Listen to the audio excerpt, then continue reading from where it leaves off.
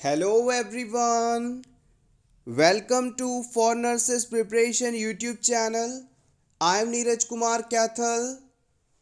Today is 24 January 2022 and today's important points for upcoming nursing recruitment exams are: first point, at term fetus spread approximately 25% of its time in quiet sleep, 70% time in active sleep state.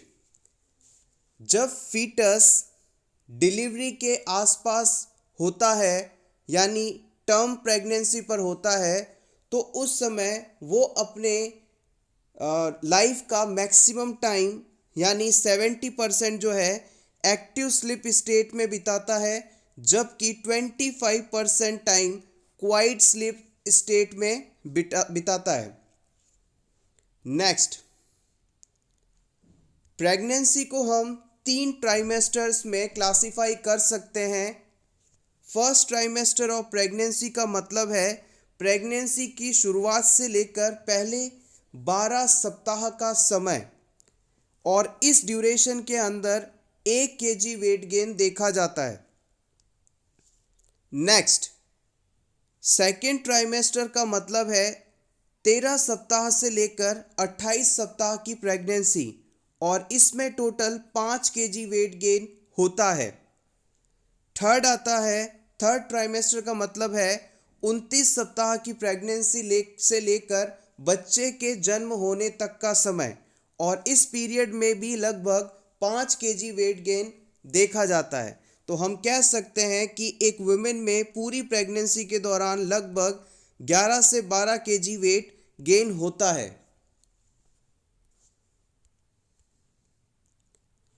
अब हम बात करेंगे vitamin A के बारे में। Vitamin A को हम retinol के नाम से जानते हैं। विटामिन ए के इम्पॉर्टेंट सोर्सेज में ग्रीन एंड येलो वेजिटेबल्स, हरी और पीली सब्जियां, मिल्क, बटर, चीज़, एग, यॉक, लीवर ऑयल, ये सभी इम्पॉर्टेंट हैं। इन सभी सोर्सेज में काफ़ी मात्रा में विटामिन ए पाया जाता है। विटामिन ए का हमारे शरीर में क्या क्या फंक्शन है इसे भी डिस्कस कर लेते हैं। Vitamin A is essential for normal vision.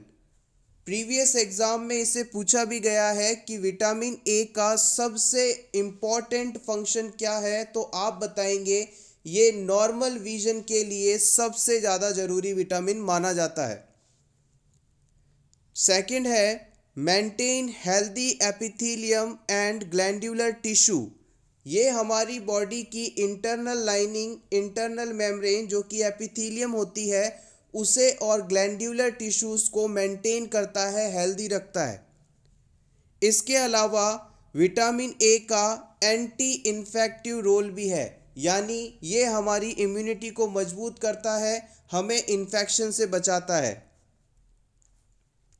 Next, exam point of view से ये पॉइंट बहुत ही ज़्यादा पूछा जाता है कि अगर किसी क्लाइंट में विटामिन ए की कमी हो जाए तो इससे कौन कौन से डिजीज़ हो सकते हैं, तो आप बताएंगे night blindness, Bitot spots, कंजक्टिवल xerosis, कीरेटोमलेशिया और जीरोप्थेल्मिया। नाइट ब्लाइंडनेस का मतलब है पेशेंट विटामिन ए की कमी के कारण रात को प्रॉपरली देख नहीं पाता। बाइटॉट स्पॉट्स का मतलब है हमारी आइज़ का जो वाइटिश पार्ट है इसमें स्मॉल डार्क ब्राउन कलर के स्पॉट्स का हो जाना। कंजक्टिवल जीरोसिस का मतलब है कंजक्टिवा का ड्राई होना।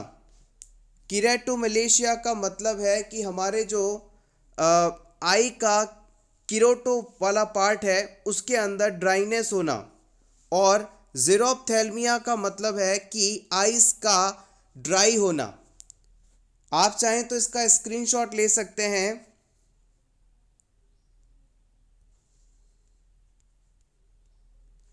Next, initial nursing assessment in infant with dehydration and diarrhea is skin turgor. जब भी कोई इन्फेंट हॉस्पिटल में आपके पास आए और उसमें डायरिया डिहाइड्रेशन जैसी फाइंडिंग आपको लगे कि हो सकती है या है, तो आप इस सिचुएशन में सबसे पहला असेसमेंट स्किन टर्गर करेंगे। स्किन टर्गर में आप बॉडी के एक विशेष हिस्से की स्किन को पिंच करके लिफ्ट करते हैं और फिर उसके बाद सडनली छोड़ देते हैं। अगर स्किन अपनी नॉर्मल पोजीशन में क्विकली आ जाती है तो इसका मतलब है कि बच्चे में डिहाइड्रेशन नहीं है, और इसके नॉर्मल पोजीशन में आने में समय लगता है तो इसका मतलब है बच्चे में पानी की कमी है, डिहाइड्रेशन है। Next, for the treatment of phimosis circumcision is used. जिन पर्सन्स में ग्लांस पेनिस की स्किन को रिवर्ट बैक करना पॉसिबल नहीं हो तो इस सिचुएशन को ट्रीट करने के लिए हम सर्कमसीजन प्रोसीजर का इस्तेमाल करते हैं। Next, disorder of consciousness. Disorder of consciousness में हम stupor, clouding of consciousness, confusion और डेलीरियम को इंक्लूड करते हैं।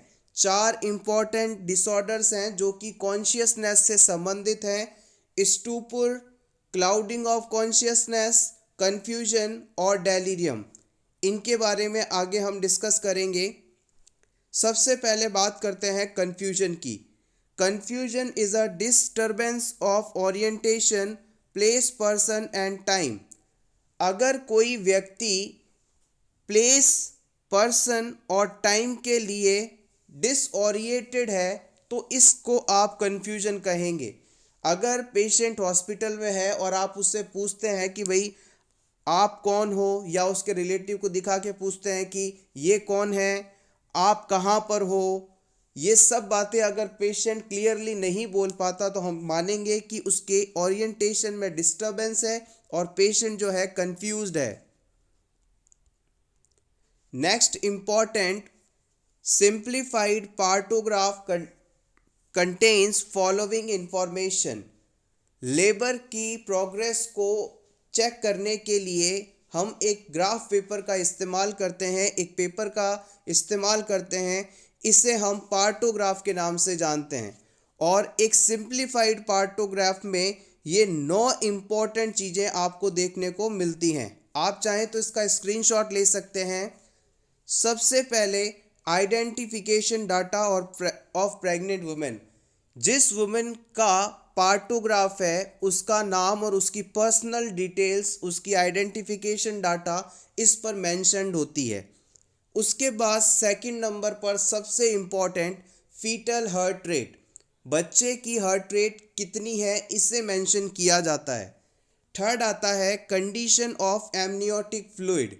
एमनियोटिक फ्लूइड वह लिक्विड है जो कि गर्भ में पल रहे बच्चे को चारों तरफ से कवर करके रखता है और ये इसके लिए एक प्रोटेक्टिव एनवायरनमेंट का निर्माण करता है। फोर्थ आता है सर्वाइकल डायलेशन। सर्विक्स का डायलेशन कैसा है, कितना है, ये सभी डिटेल्स इसमें इंक्लूड की जाती हैं। फिर आता है number and severity of uterine contraction. Labour process के दौरान यूट्राइन कॉन्ट्रैक्शन कैसे हैं, कितने तेज हैं, कितने मिनट्स में आ रहे हैं, कितनी फ्रीक्वेंसी है, इन सभी चीज़ों को यहाँ पर मेंशन किया जाता है। 6 नंबर पे आता है maternal pulse rate. 7th number पे आता है मैटरनल ब्लड प्रेशर। फिर आता है मैटरनल टेम्परेचर और finally drugs given to women. Labour के दौरान कौन कौन सी मेडिसिन्स कितनी मात्रा में दी गई हैं, इन सभी चीज़ों का डिटेल्स होता है। Take screenshot. Next, nutrient substance which is used to promote growth of microorganism called medium। किसी माइक्रो ऑर्गेनिज्म को ग्रो करवाने के लिए जो न्यूट्रिशियस सब्सटेंस दिए जाते हैं उसे हम मीडियम के नाम से जानते हैं। आपने सुना होगा कल्चर मीडिया का इस्तेमाल ऑर्गेनिजम्स को ग्रो करवाने के लिए किया जाता है। तो ये एक न्यूट्रिएंट सब्सटेंस होते हैं जो कि माइक्रो ऑर्गेनिज्म की ग्रोथ के लिए आवश्यक होता है। Next, parasite is an organism which takes its food from another organism and gives nothing in return।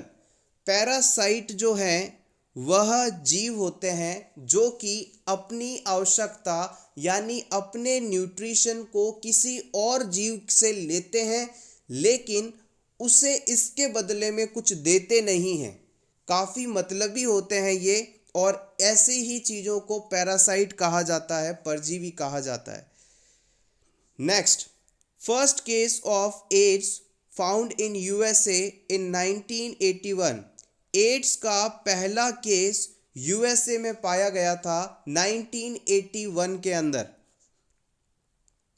Next, urticaria is skin rash due to allergy.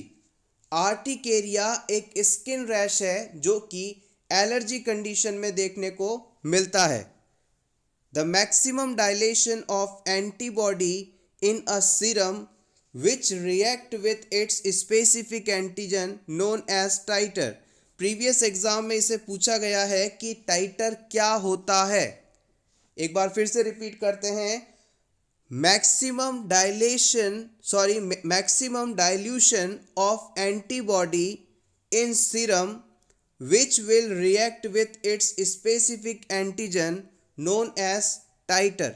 मान लीजिए आपने किसी सॉल्यूशन के अंदर एक एंटीबॉडीज को रखा और ये एंटीबॉडी बहुत ही डाइल्यूटेड फॉर्म में है, बहुत ही लिमिटेड अमाउंट में है, लेकिन अगर इसमें इनसे संबंधित एंटीबॉडी आता है तो तुरंत ये इसे आइडेंटिफाई करके क्लम्प बना लेते हैं, तो ऐसा सॉल्यूशन टाइटर कहलाता है। Next, study of serum is called serology. Serum की स्टडी सीरोलॉजी के नाम से जानी जाती है। Next, Kartagener syndrome means loss of ciliary function and sperm motility. Sperm की मोटिलिटी और सीलियरी फंक्शन का लॉस होना कार्टेंगर सिंड्रोम के नाम से जाना जाता है। Next, pregnancy is a surest evidence of ovulation. अगर आपसे पूछा जाए कि ओव्यूलेशन हुआ है या नहीं, इससे आइडेंटिफाई करने का श्योरेस्ट एविडेंस क्या होगा, तो आप कहेंगे प्रेगनेंसी एक श्योरेस्ट वे के रूप में देखा जा सकता है for the confirmation of ovulation. Next, if newborn shows signs of asphyxia at birth, then the nurse should clear the baby's airway immediately। अगर किसी बच्चे में जन्म के समय एस्फाइक्सिया के सिम्टम्स शो किए जाते हैं तो इस समय हमें बच्चे के एयरवे को इमीडिएटली क्लियर करना चाहिए। एस्फाइक्सिया क्या है इसे भी जान लेते हैं। When the body is deprived of oxygen causing unconsciousness or death। एस्फाइक्सिया का मतलब है वह स्टेज जिसमें ऑक्सीजन की मात्रा बहुत कम हो जाए और जिसकी कारण पर्सन में अनकॉन्शियसनेस या डेथ हो, तो ये कंडीशन एस्फाइक्सिया कहलाती है। साधारण शब्दों में हम इसे बोलें तो आप इसे सफोकेशन के नाम से कह सकते हैं, दम घुटना कह सकते हैं। तो याद रखिएगा, अगर बच्चे में एस्फाइक्सिया के सिम्टम्स शो हो रहे हैं तो तुरंत आप इस बच्चे के एयरवे को क्लीन करेंगे। नेक्स्ट डेफिनेशन है क्लाउडिंग ऑफ कॉन्शियसनेस की। मेंटल हेल्थ नर्सिंग में हम पढ़ते हैं क्लाउडिंग ऑफ कॉन्शियसनेस। इसका क्या एग्जैक्ट मीनिंग होता है इसे जान लेते हैं। In this there is absence of clear mindedness, there is disturbed patient's capacity to think, perceive, respond and remember। Clouding of consciousness का मतलब होता है पेशेंट पूरी तरह से होश में नहीं है। इस सिचुएशन में पेशेंट कुछ याद नहीं रख पाता, रिकॉल नहीं कर पाता, परसीव नहीं कर पाता और कुछ पूछने पर या कुछ करने के लिए कहने पर रेस्पॉन्ड नहीं कर पाता। ये सिचुएशन क्लाउडिंग ऑफ कॉन्शियसनेस कहलाती है। Next, delirium, very important term.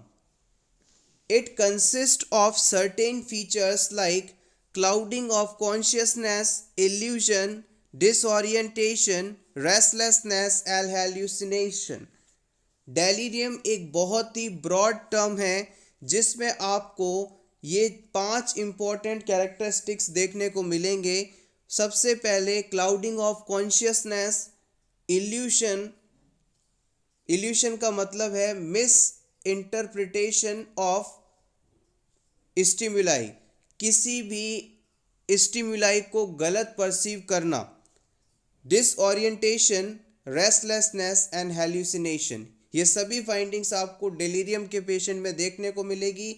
अगर आप सिंपली हिंदी में जानना चाहते हैं कि डेलीरियम का एक शब्द में मतलब क्या है, तो आप कह सकते हैं कि पेशेंट पूरी तरह से होश में नहीं है, पेशेंट फुली कॉन्शियस नहीं है। ये डेलीरियम को आप याद रखने के लिए सिंपली याद रख सकते हैं। नेक्स्ट हम बात करते हैं डोमेन्स ऑफ ह्यूमन बिहेवियर की। डोमेन्स ऑफ ह्यूमन बिहेवियर के अंदर 3 इम्पॉर्टेंट टाइप्स आते हैं। सबसे पहले है कॉग्निटिव डोमेन। कॉग्निटिव डोमेन जो है किसी भी पर्सन के मेंटल हेल्थ से संबंधित है, मेंटल प्रोसेस से संबंधित है। इसके एग्जाम्पल की बात की जाए तो परसीव करना किसी भी चीज़ को, थिंकिंग, रीजनिंग, रिमेंबरिंग।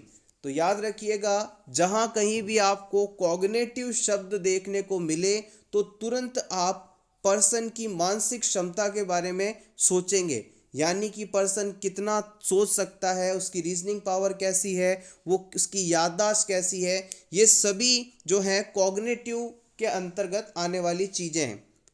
नेक्स्ट, अगर आप कहीं पर भी वर्ड देखते हैं कॉग्निटिव, तो कॉग्निटिव जो है मोटार से रिलेटेड है, मूवमेंट से रिलेटेड है। जैसे वॉकिंग, स्पीकिंग, स्विमिंग, ये सभी फंक्शंस जो हैं, चीज़ें हैं, ये कॉग्निटिव टाइप की डोमेन्स आती हैं।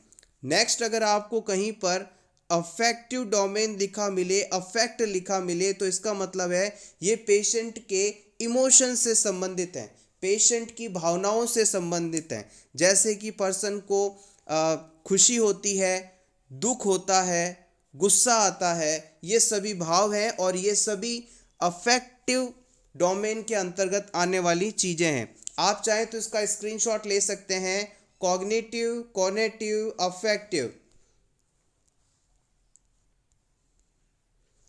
नेक्स्ट,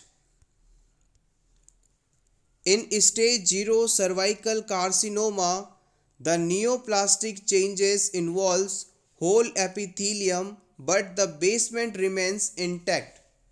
अगर किसी वुमेन में सर्वाइकल कैंसर स्टेज 0 में है तो इसका मतलब है कि उसके उसके सर्विक्स की जो एपिथेलियल लेयर है वो तो प्रभावित हो गई है, लेकिन इसका जो बेस है वो अभी प्रभावित नहीं हुआ है। बेस एरिया ठीक है, लेकिन जो एपिथेलियम लेयर है वो प्रभावित हो गई है।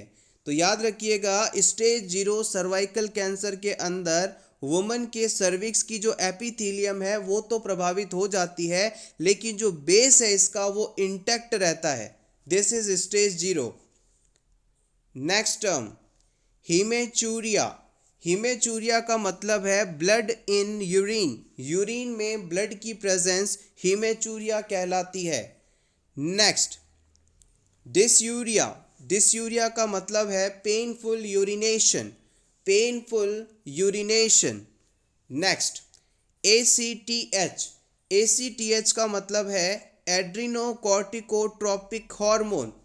ACTH का फुल फॉर्म प्रीवियस एग्जाम में पूछा गया है, एड्रीनोकॉर्टिकोट्रोपिक हार्मोन, और ये आपके एंटीरियर पिट्यूटरी से रिलीज होने वाला हार्मोन है।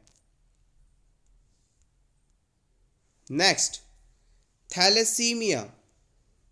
Promising treatment bone marrow transplantation. अगर किसी क्लाइंट को थैलेसीमिया डिजीज़ है तो उसमें प्रॉमिसिंग या परफेक्ट ट्रीटमेंट के रूप में बोन मैरो ट्रांसप्लांटेशन को यूज़ किया जाता है। याद रखेंगे, थैलेसीमिया का promising treatment bone marrow transplantation को माना जाता है। Next, long brittle fingernails is a sign of post mature newborn. अगर किसी न्यूबॉर्न बच्चे में लॉन्ग ब्रिटल यानी hard but easily breakable nails पाए जाएं, किसी न्यूबॉर्न बेबी के नाखून इस प्रकार से हो कि उसे थोड़ा भी दबाव देते ही टूट जाएं, तो ये कंडीशन लॉन्ग ब्रिटल नेल्स कहलाती है और ऐसे नेल्स का पाया जाना बच्चे के पोस्ट मैच्योर होने को बताता है। Next, if a newborn baby have a excessive amount of frothy saliva in mouth immediate after birth, then tracheoesophageal fistula is suspected। किसी न्यूबॉर्न बेबी में जन्म के तुरंत बाद अगर उसके माउथ में बहुत ज़्यादा सलाइवा देखने को मिलता है तो हमें ये अंदाज़ा लगाना चाहिए कि हो सकता है इस बच्चे को ट्रेकियोइसोफेजियल फिस्टुला कंडीशन हो। ट्रेकियोइसोफेजियल फिस्टुला कंडीशन के अंदर पर्सन की जो ट्रेकिया होती है और जो ईसोफेगस होती है, इन दोनों के बीच में एक एबनॉर्मल फिस्टुला या कनेक्शन बना हुआ पाया जाता है। सो याद रखेंगे, ट्रेकियोइसोफेजियल फिस्टुला की कंडीशन में न्यूबॉर्न बेबी के जन्म के तुरंत बाद उसके माउथ में बहुत ज़्यादा सलाइवा देखने को मिलता है। Next, deficiency of vitamin D in children causes rickets. अगर किसी चिल्ड्रन में विटामिन डी की कमी है तो इससे होने वाला डिजीज रिकेट्स कहलाता है। Thank you so much everyone for watching this complete video. In video series के साथ हम बिल्कुल बेसिक लेवल से हाई लेवल पर चलेंगे। धीरे धीरे आपको टिपिकल चीज़ें भी मिलेंगी, लेकिन हर एग्ज़ाम में आपका बेस मजबूत हो, इसी टारगेट के साथ हमने इस सीरीज़ को शुरू किया है। होपफुली आप इसे ज़रूर पसंद कर रहे होंगे। अगर आपको ये वीडियो अच्छा लगा हो तो प्लीज़ वीडियो को लाइक कर दीजिएगा और इसी तरह के और वीडियोस देखने के लिए for nurses preparation YouTube channel को ज़रूर सब्सक्राइब करें। Thanks a lot and best of luck.